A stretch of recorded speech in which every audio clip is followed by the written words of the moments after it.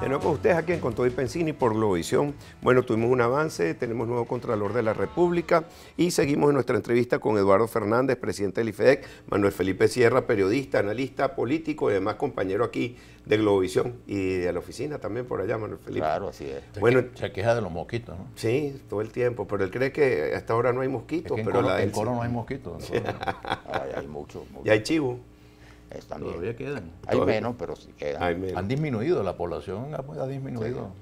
Mira, en el capítulo 9 hace un resumen que me parece muy importante sobre el rentismo petrolero, porque empiezas hablando de Alberto Adriani, que escribió el editorial que hizo famoso Arturo Uslar Pietri, a quien se le atribuye esa frase tan famosa que nunca ha sido realmente acuñada ni puesta en práctica en Venezuela. Sembrar el petróleo. Sembrar el petróleo, porque resultó metafórica, aunque no fue lo que fue su intención en ese momento.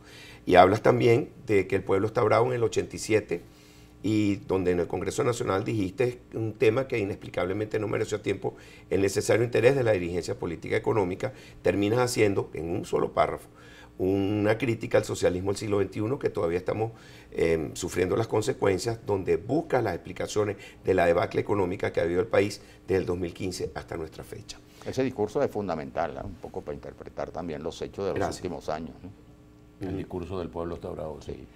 En el discurso del pueblo está bravo lo que hago con motivo del Día Nacional de Venezuela, el 5 de julio de 1987, es decir, señores, tenemos muchas razones para sentirnos orgullosos de la democracia venezolana, pero el pueblo está bravo y tiene muy buenas razones para estar bravo, y entonces apunto a los 5 déficits.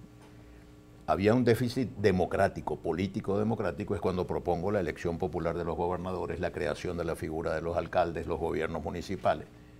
Esa parte, por cierto, se hizo algo, muy poquito y muy tarde, pero se hizo. Pero hablo de la crisis económica. Había en Venezuela en ese momento ya una huelga de inversiones.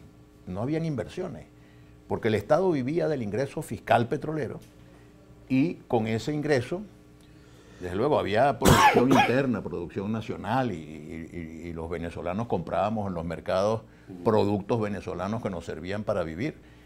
Pero se estaba el 430, está barato, dame dos. Está barato, dame dos, y entonces se compraba todo en el exterior. Y se fue como muriendo la tesis de Uslar y de Adriani, sembrar el petróleo, porque el petróleo debe financiar una economía diversificada para que no dependamos solamente del petróleo. Por ejemplo, yo siempre decía, España percibe por concepto del turismo un ingreso superior al que percibe Venezuela por concepto del petróleo. Pero España no puede tener turismo y petróleo porque no tiene petróleo.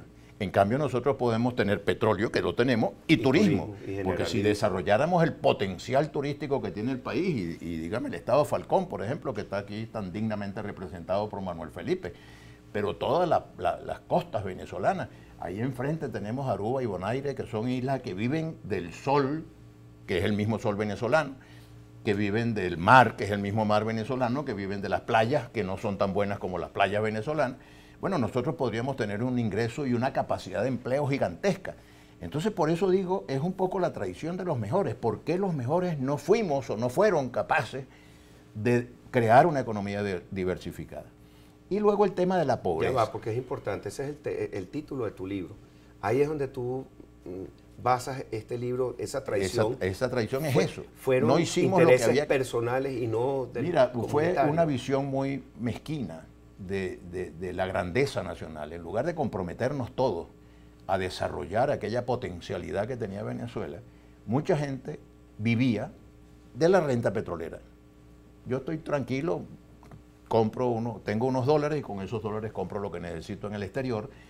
Y no había, por supuesto, hubo excepciones muy notables, Eugenio Mendoza, que tal vez Gustavo Follmer, algunas figuras que apostaron a la economía venezolana, invirtieron en Venezuela, Lorenzo Mendoza, el abuelo del actual Lorenzo Mendoza, pero los Fels, pero había mucha, como decía Luis Herrera, empresarios prósperos con empresas quebradas.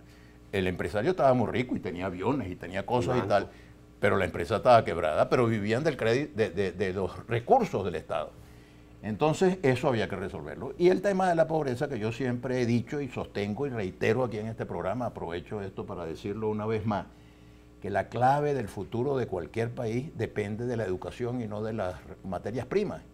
Y no ganamos la batalla de la educación, de la ciencia y de la tecnología. ¿No te parece que en un país donde estamos en la base de la pirámide de Maslow, que no tenemos comida, medicina, suena así como algo exótico? Pero en 1973 no era exótico, y en 1987 cuando yo hablé no era exótico, era lo que teníamos que haber hecho, haber apostado, porque fíjate tú, Japón no tiene ni petróleo, ni hierro, ni aluminio, ni bauxita, ni nada de esas riquezas que tenemos los venezolanos. ¿Qué tiene Japón? Materia gris, y también inteligencia, formación, preparación y un sentido de comunidad, pero que también tiene que ver con la educación. Sí. ¿Tú quieres agregar algo? Pero tú sabes que todas estas reflexiones, ¿no? Afirmaciones de Eduardo, y eso está claro en el libro, es que este drama que vive Venezuela hoy en día tampoco es que fue producto de un hecho inesperado, ¿no? Una especie de maldición que un día se posó sobre Venezuela, sino que hemos llegado a estos niveles como consecuencia también de esas causas estructurales y del manejo político que se hizo a lo largo de los años. Porque los problemas que hoy están en situación extrema ya existían. Es decir, la corrupción ha estado presente en la historia de Venezuela. Es decir, todos estos factores que vemos hoy en día, la delincuencia ha estado presente en todos los... Y además, todos los gobiernos en su momento ofrecieron, al menos electoralmente, respuestas a esos problemas. Sí. La situación es que eso se complicó de tal manera de que hoy vivimos una situación verdaderamente dramática, que es, digamos, el proceso terminal, ¿no? de descomposición de esos problemas. Mira, por cierto, me das 3 minutos, Anzola, por favor, porque vamos a hablar de Rafael Caldera. Tú hablas con mucho cariño y respeto de él, pero a mí me contó Manuel Felipe, no sé si se plasma aquí en el libro, ¿no?, que tú le contaste, cómo fue esa transición, qué pasó, que no le dio ese chance a la juventud de Copey. Ahí está contado yo creo que en el caso del presidente Caldera hubo una cosa que de repente se apoderó de él, una actitud mesiánica. Tengo que ser yo. No hay en Venezuela nadie que pueda asumir esta responsabilidad, sino yo. Y yo le decía, presidente Caldera, usted ha sido candidato en 1947, compitió con Gallegos. En 1952 compitió con Jóbito y con Pérez Jiménez por la Asamblea Nacional Constituyente. En 1958, en 1963, en 1968, que fue cuando por fin logró coronar. En 1983 volvió a ser candidato. Eso es un récord de Guinness, eso es una cosa realmente... En este momento, le decía yo, en el Partido Social Cristiano Copey, que entonces era uno de los 2 grandes partidos nacionales, hay un sentimiento favorable a mi candidatura, hay un reconocimiento de que usted es la figura más representativa de la democracia cristiana venezolana, pero el partido, con razón o sin ella, está enamorado de la idea de que una figura emergente, que además he surgido al lado suyo como colaborador suyo y como discípulo suyo, sea el candidato. Y eso es la voluntad. Yo no soy candidato porque me da la gana, vamos a preguntarle a la gente. Y había un congreso presidencial de más de 10.000 delegados que había sido diseñado por él mismo.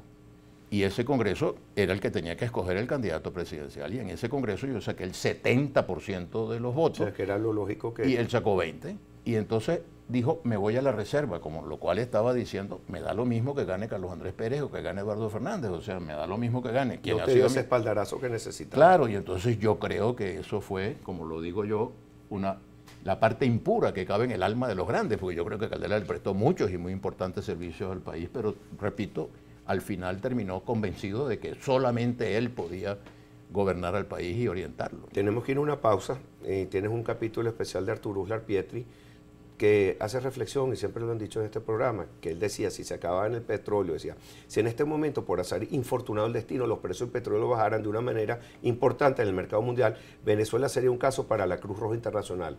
Creo que se quedó corto, porque ahora estamos en ayudas humanitarias. Se van a repartir sopas en las esquinas. Así va a haber una hambruna. Bueno, estamos en vísperas de eso. Bueno, hablamos de él y también sobre el futuro. ¿Qué vende el futuro de Venezuela? ¿Qué se plasma en ese libro? Ya regresamos aquí con Eduardo Fernández y Manuel Felipe Sierra a hablar de la traición de los mejores. Ya regresamos.